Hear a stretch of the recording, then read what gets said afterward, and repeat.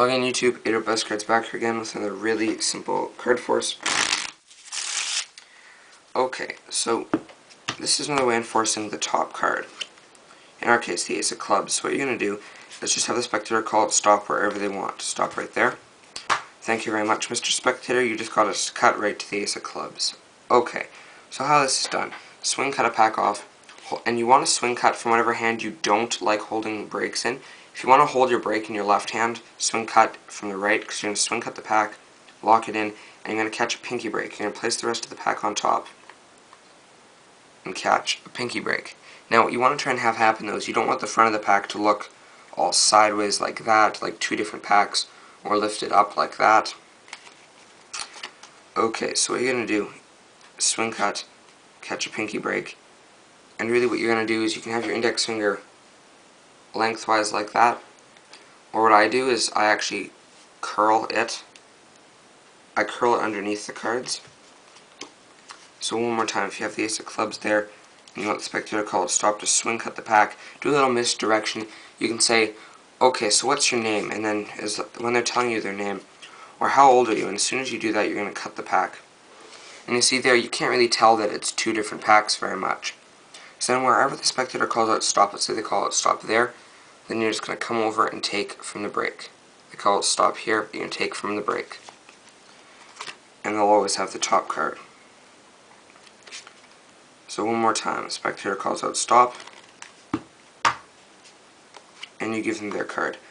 What I find really, that works better, is when they call it stop, to cut it down to the table, and then to give them the top card, because if you go like this, okay, spectator calls out stop, and you just cut like this, just right to the top, it looks a bit more like you're trying to force the card. Or if you go like this, stop, okay, right there, and you give them the card. I find it works better if you table cut it to give them their card. Okay, and one thing I also find that makes the spectator think that you're trying to force the card, that's a pretty good pinky break size-wise, and it's not showing very much in the front.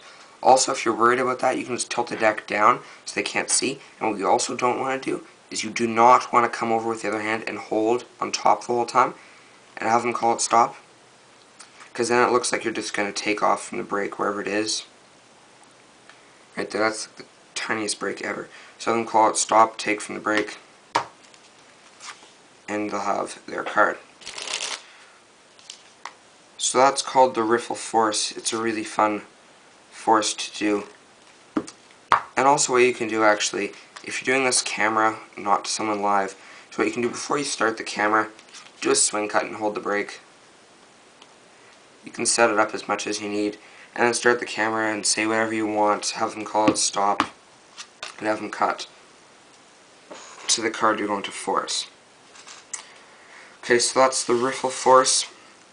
I hope you guys like it, and what I'd like you to do is, there's a link in the description box to my new website, 808cardtricks.webs.com. Once again, that's 808cardtricks.webs.com. There's a link down in the description box. If you guys could become a member there, that would be great. You can also buy stuff from our store. Just message me or Little Tiny Mouse about that.